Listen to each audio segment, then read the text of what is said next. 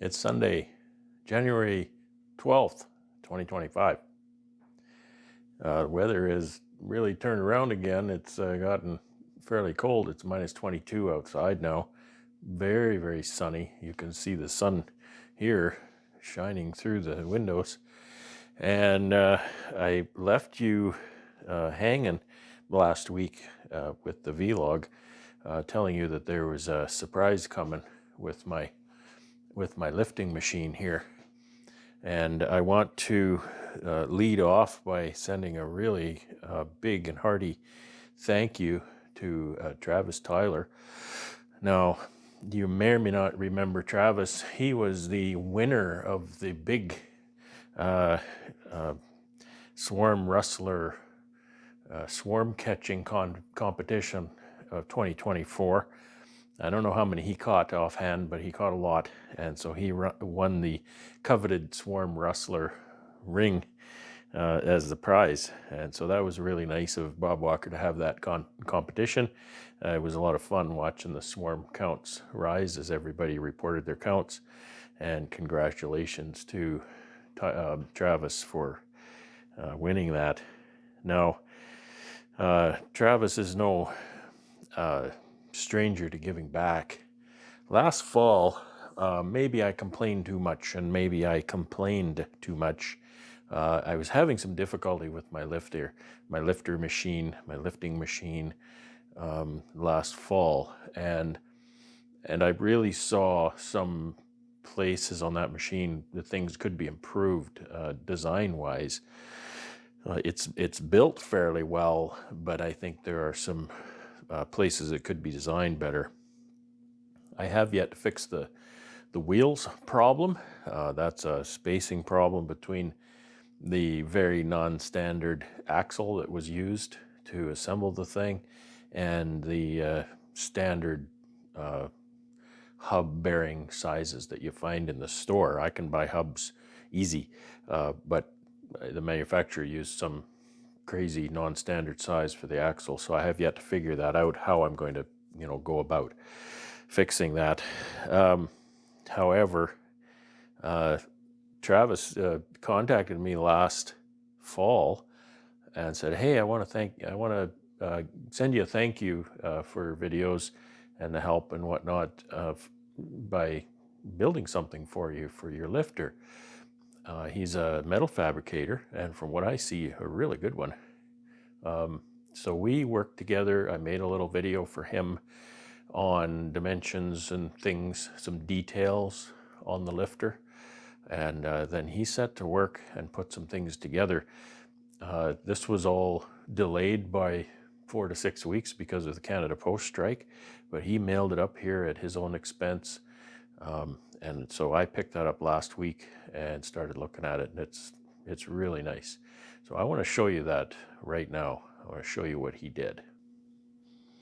I'll start by reminding you what the original equipment looks like. These lift arms here slide onto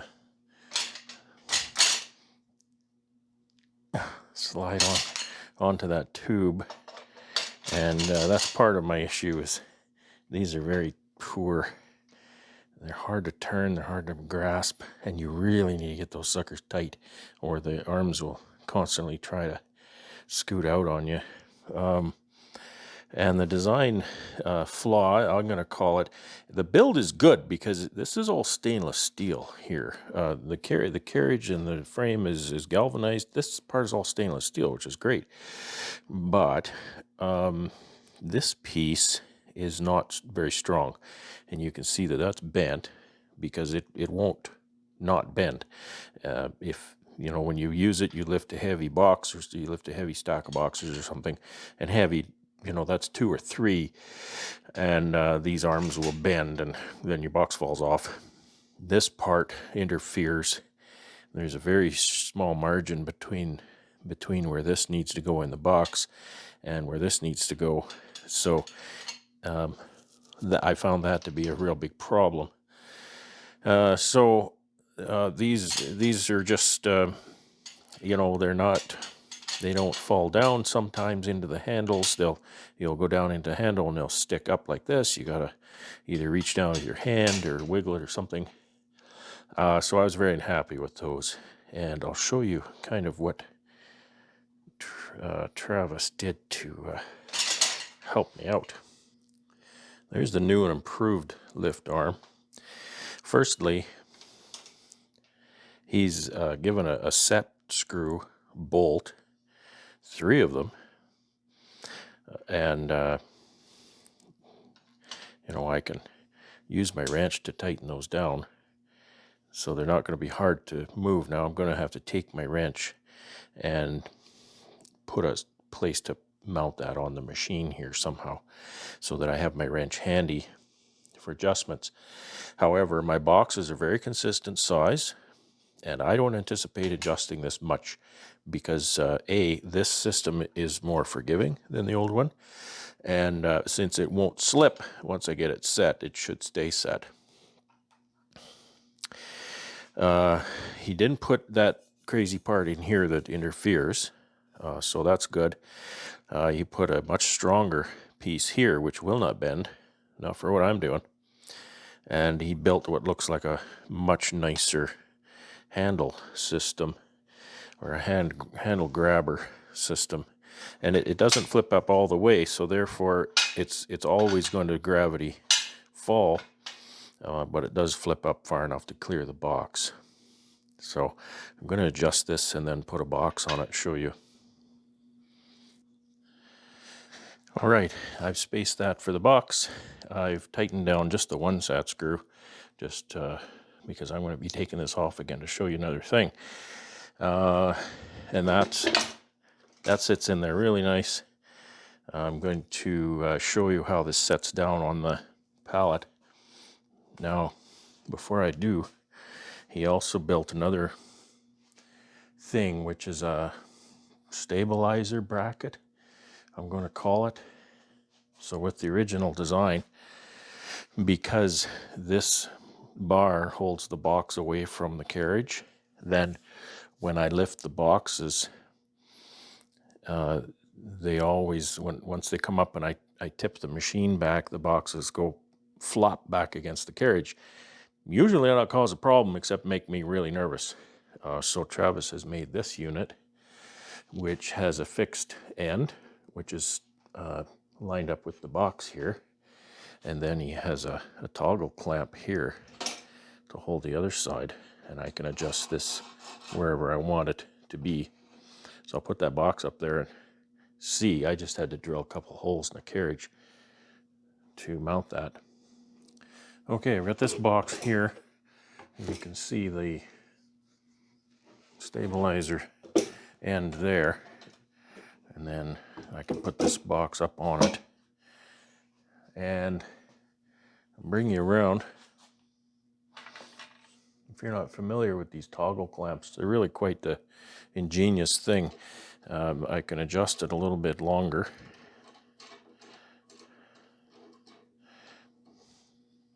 And I can adjust it. I can adjust the position of it. So then I can, from the operator position, reach back and pull this to hold the box. It's not even quite touching it. It doesn't really need to, but I think I'm going to adjust it out so that it does. Because these toggle clamps can actually put a lot of pressure on something, because they over center. You know, that's a touching, where it just touches there, but you can still pull it. Well, you could pull it back if you give enough force, but it goes in and then it goes over center, so that won't come back by itself. So that holds that whole thing nice and steady. I mounted it fairly high on the second box. Give myself the best leverage on that, plus the fact that sometimes I'll lift 3, and that would bring that point of contact closest to the third box. Now I don't know, I've got a space now between the second box and the carriage of, a good 1.5 inches, plus the thickness of those bolt heads. So I don't think that's going to be a problem. The boxes are generally stuck together, but I could always add a piece up here just to bring that in planar with the where the second box sits. So that was a really great idea. I didn't even tell him how to do this. I just explained to him kind of the difficulty and how the thing is made, and the sort of things that I'm looking for. And he said, I think I know how to do that. And he just left it at that. And so he employed one of these toggle clamps for that, which is perfect. I use these toggle clamps in my shop from time to time. So it was a great use for those.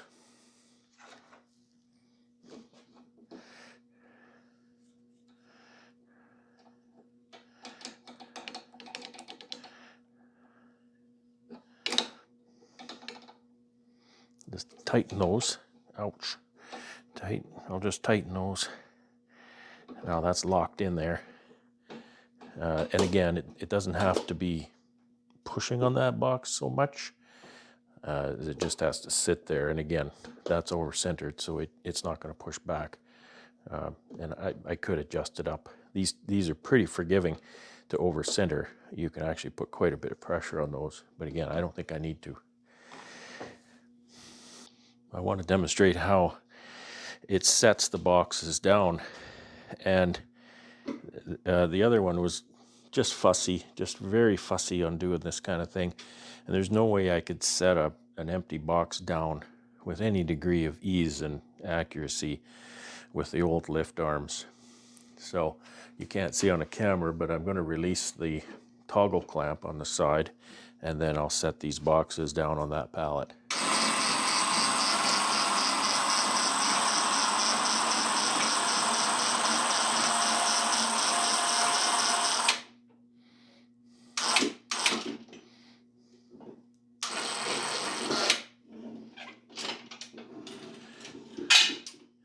There's no way in the world that the old lift arms would do that. They just cause too much drag on the box to be able to lift up and set down an empty box like that.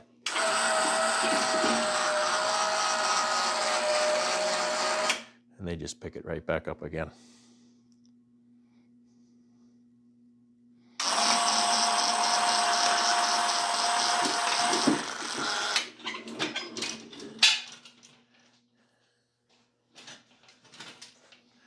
Additionally, Travis asked me if I'd like a set of forks for that to lift pallets. I said, oh, would I? And so he made these forks. Now, you look at this horizontally and you see that the forks are angled down. And that has to be the case so that when I move the machine up to the pallet, I have to have it tipped back like that a little bit in order to move it. If I were to, kind of go like this, then I can't push it into the pallet. And I'll demonstrate that.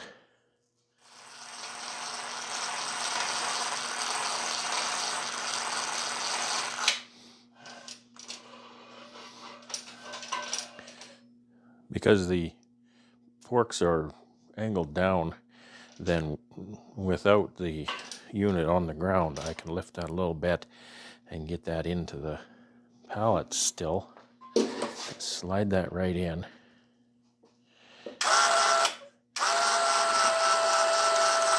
And then once I lift it, I can pick it up horizontal like that. The forks are definitely a prototype. Sitting on the ground, I don't know if that's angle enough that a pallet of bees would slide off of there. I'll have to see this summer.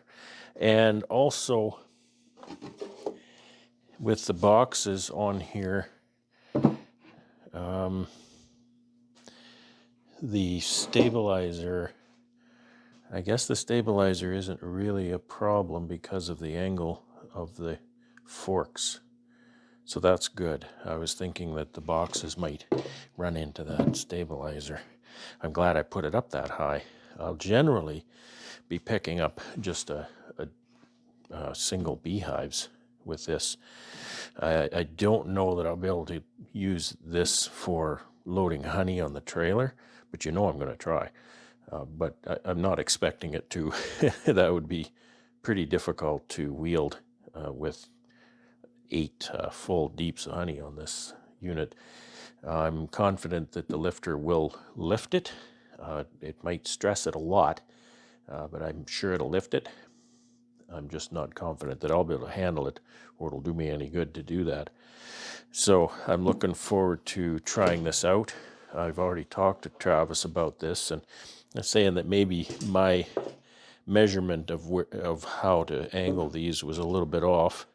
Maybe we could, if we did it over again, make that a little more horizontal, but who knows. So yeah, I think that's good. I can go in there like that, and at the very least I can move beehives around the yard or whatever.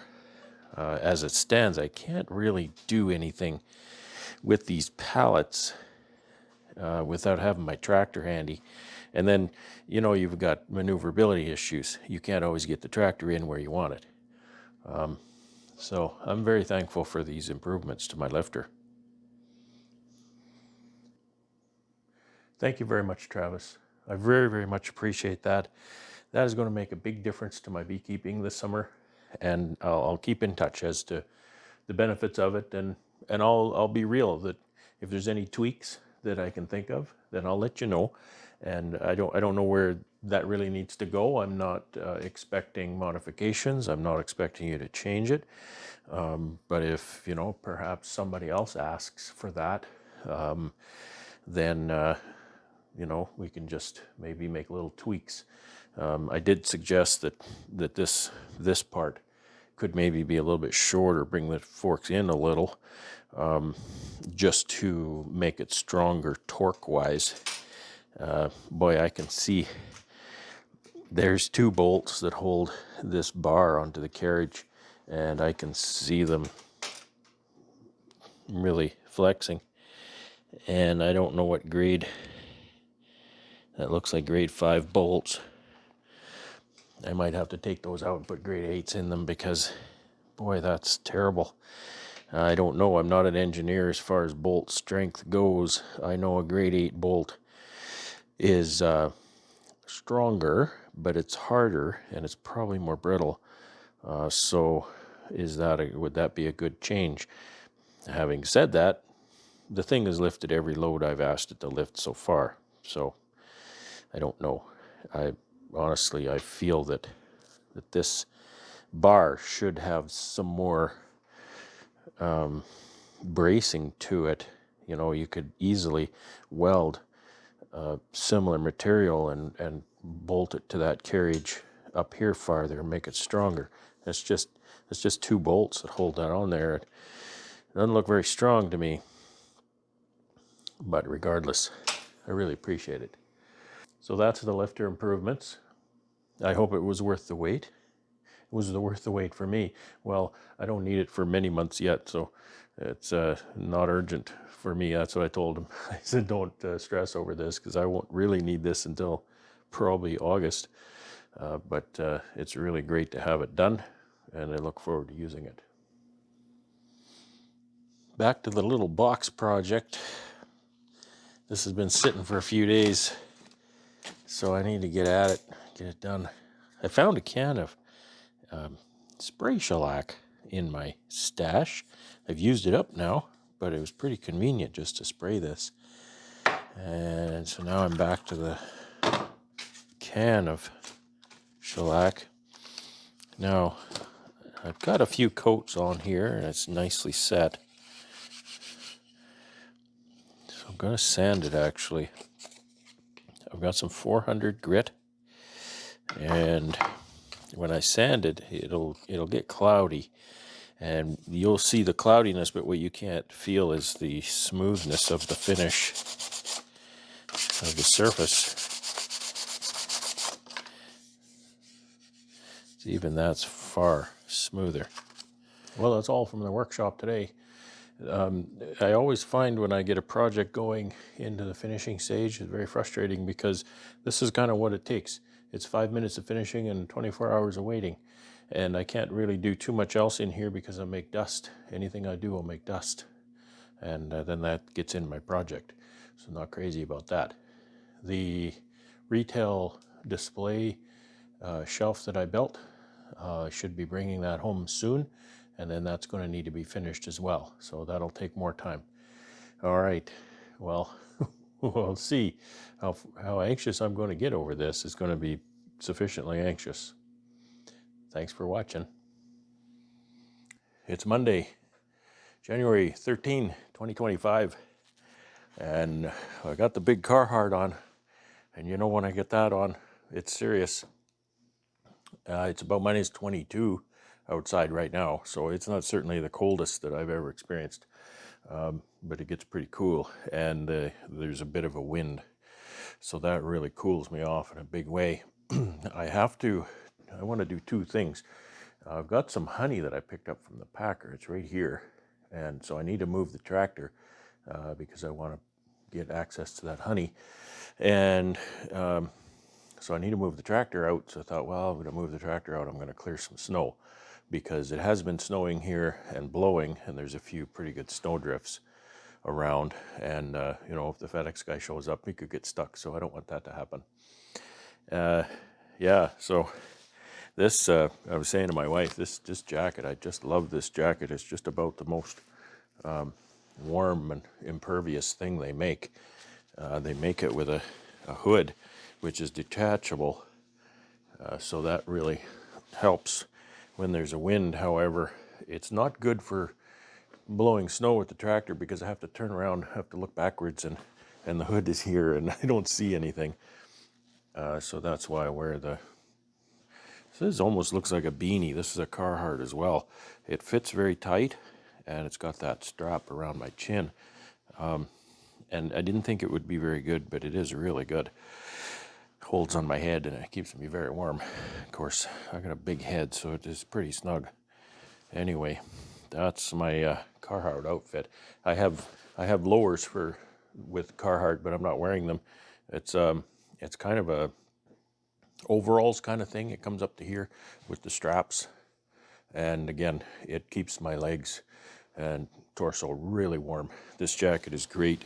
It's got the cuffs that are tight around the arms. It's got a drawstring that's tight around my middle, so there's no air movement inside here. Keeps me very warm. That's the key. Dead air space is the key. It's not something tight. Like this is not tight. This is very roomy in there around my arm, but it gives my arm somewhere to kind of a space to warm up and stay warm inside there. So anyway, these Cabela's gloves that I bought a few years ago, they seem to be really good too. And the only issue with these, it's kind of a positive and a negative. It's only a negative because of what I'm doing with them. The palms and the fingers, you can see, it's actually a honeycomb pattern on the fingers. It's kind of rubbery. It's grippy. So it's nice when you're working on something, you grasp things, you don't just slide right off. So it's really nice. However, on the tractor, when I turn around to move the chute on the tractor, I turn it like this, but it doesn't slip in my hand because it has to go around in a circle inside my hand. So that's a little difficult to turn that crank, but that's the only time I notice it being any bit of a negative. They're very good gloves.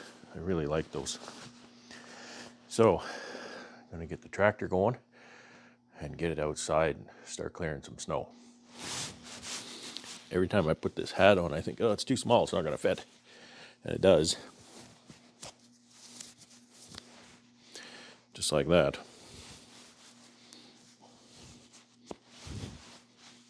And it's tight, it doesn't slide around, doesn't fall off.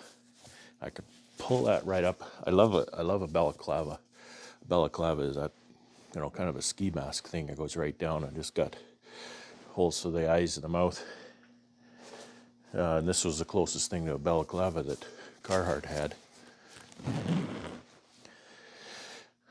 If you're in warmer climates, you may not deal with this situation with your smartphone. Smartphone batteries don't like to live below freezing. And if you try to charge your smartphone battery when it's below freezing, you'll destroy it, and that'll be the end of your smartphone. And even if you're not trying to charge it, if it's in an outside pocket or something in the very cold weather, then your smartphone may not work very well, if at all. So this jacket actually has a couple of inside pockets here, which is perfect for the smartphone. There's one with a zipper right here. I can just put my smartphone in and keep it warm in case I need to use it. The other side one has a Velcro closer on it. All right.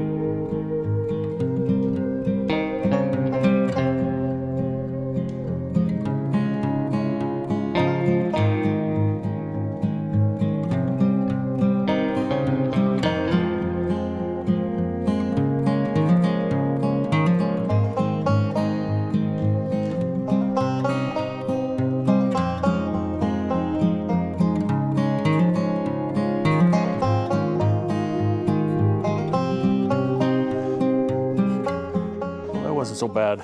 I got a little bit cold, mostly just my upper legs. And I didn't mention I've got my electric socks on too, which is really nice. They're so nice because they don't keep my feet warm. One of the big dangers in cold weather is if your feet sweat. You don't want your feet to sweat because they get cold They get wet, then they get cold, and they don't ever recover. So the electric socks, they don't keep my feet warm, they just keep them from being cold, if that makes any sense. Kind of what I mean is I can't tell that I'm wearing them. I've got them turned on high. There's 3 settings. I've never used the other 2. But I've got them set on high, and I don't feel that I'm wearing them as far as how warm my feet are. Just that I know that my feet aren't ever cold, which is perfect. So now I can set to doing my work over here with my newly packed honey. So anyway, hope you enjoyed the snow blowing thing. That little tractor does really good. You know, that's a little 3-cylinder diesel. It's 23 horsepower. It's not very much. So when you factor that in and you account for the loss in the hydrostat to move it along and the loss in the hydraulic motors to make the PTO go, I think the statistic is it's 15 or 18 horsepower on the PTO. And the fact that it moves that snowblower along and can move snow that high and that far, that's pretty amazing. So I'm so happy with that tractor. That was one of the best things I ever bought in my life. Anyway, thanks for watching. It's Tuesday, January 14, 2025, and it's a cold day out again. I had to work out there a little bit yesterday. I cleared some snow, I got some honey and filled the cabinet again. And I was just out today putting some things in the truck. And it's cold again. It's minus 23 right now. And listen to this, the forecast temperatures is minus 21 tonight, which is warmer than daytime high today. So I guess temperature is going to be going up from about now. And tomorrow's daytime high is 1, which is above freezing for those who aren't familiar with that scale. So like super cold today and extremely warm tomorrow. And temperature is going to stay. I'm looking at the forecast here. A couple days we're going to get a warmer temperatures, not above freezing, but tomorrow they say 1. So it's not going to be a good day to drive for a few days. But I don't have anywhere to go anyway. I'm thankful for. Maybe my stores will phone. I'll have to go somewhere, but we'll see. So in the meantime, I'm working on this little display box thing. I'll show you where I'm at with it. Now, no pun intended, I think I painted myself into a corner here. And the reason I say that is that, and I kind of saw this coming, I don't know why I jumped right into it. I guess I saw it coming and then I forgot about it. So you could see that last time I put some, I sanded these and then I put some more shellac on them. I think they're good to go now. But the problem is I have glue surfaces here, like these end pieces. I need to glue onto here, and I don't have a lot of complex joinery, so it's just a butt joint. So it's going to have to be a good glue surface. I might drive a couple little pin nails through there. But I've gone and finished that. So if I were to do this again, I think I would finish it, and then the only part I would leave out would be the small piece here that captures those jars from the top, because that's all I would need to leave out. So I've really kind of messed up here. What I need to do is I need to scrape away the shellac. I don't think the stain part is going to cause any problems, but I have to scrape away the shellac down to wood surface. This isn't so bad. I need to do this whole surface here that can glue onto here. But I also, to mate this, I need to scrape away a portion of this. So I have to get that just right. I may, do too much and then I'll have to restain it, re-shellac it and whatnot. So maybe that's what I'll have to do, is just kind of do my best and then fix up all the joints later on. Also, I have to drill the holes in here for the handle. So I should probably do that before I do anything else, really. get that done, because you know what'll happen. I'll forget. I'll put the thing together and then I'll be trying to drill holes with this assembled. That's the grain display toolbox for now. Thanks for watching. It's Thursday, January 16th, 2025. It's been a week of meetings. I haven't had all my time used up with meetings, but there's been a meeting every day for the last 3 days. So that's something. That's nice to be involved, and it's nice to be informed as well. I really don't know how much use I am in a lot of these associations, but they seem to want me there. So if I can serve, then, I'll serve. I'm just not sure how I'm making a difference. But yesterday was a very warm day. It was 3 degrees, so it was above freezing here. It wasn't sunny, so we did get a little bit of melting. I cleared off the deck, so it melted off nice. And today is warm as well. I'm not sure what the temperature is right now, but I can tell it's very warm. And more importantly is it's not windy. So I have a job to do today. I have something that's taking my time in the shop, which you might guess, but you might not guess the latest development.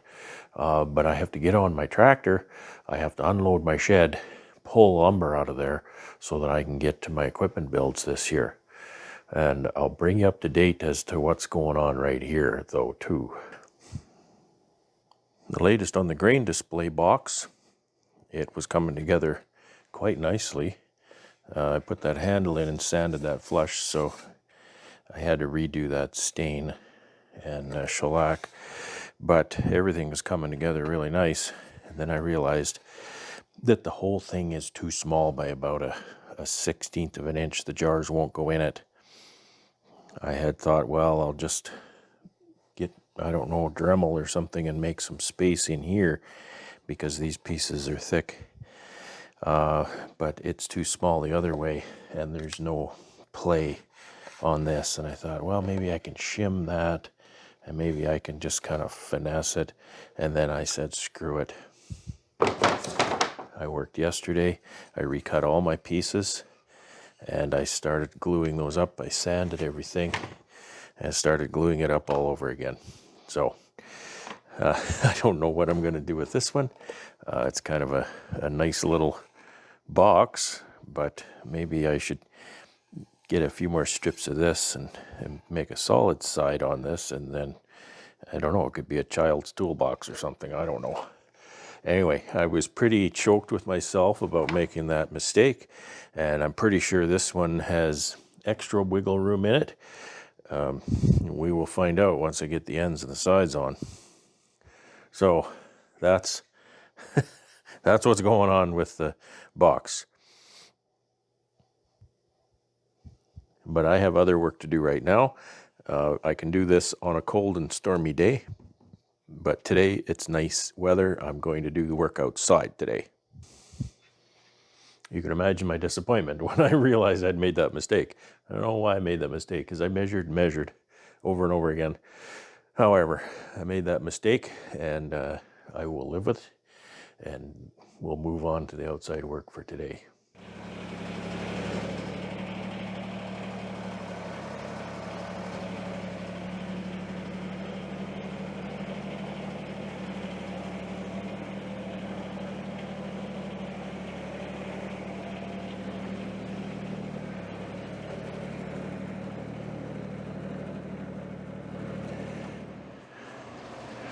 It's Friday, January 17th, 2025, and I know I'm backlit here, so it's hard to see, but I just wanted to show you what's going on here. We're getting what's called an Alberta clipper. These things go through usually about 36 hours. It started this morning, maybe about, I don't know, 7 o'clock, and it's associated with extremely high winds. There's some snow accumulation or snow blowing, and that's exactly what's happening right now. You're looking south. The wind is coming from the north. That's why I can have this door open to kind of give you a little bit of a experience. I don't know that you can even really see it. I'll turn away so the camera focuses on the storm out here. So there's not there's not really that much to see, I guess. Let me see if I can show you around the corner here. I can't go too far outside. It's just too wild. It'll blow my camera away if I get out in the wind. So I don't know if you can see the snow blowing across the yard, across the field. It comes up in gusts. It's a heavy wind, but it's not as heavy as some places. Reads about 40 kilometers an hour on my anemometer here. I just talked to Ian and he's getting gusts up to 90 kilometers an hour. So you can see that if it's not really heavy or nailed down, it's going to get blown around. I knew this was going to happen. I put this lumber here yesterday and it kind of blew my stack over, but that's not a big deal. So today is play in the wood shop day.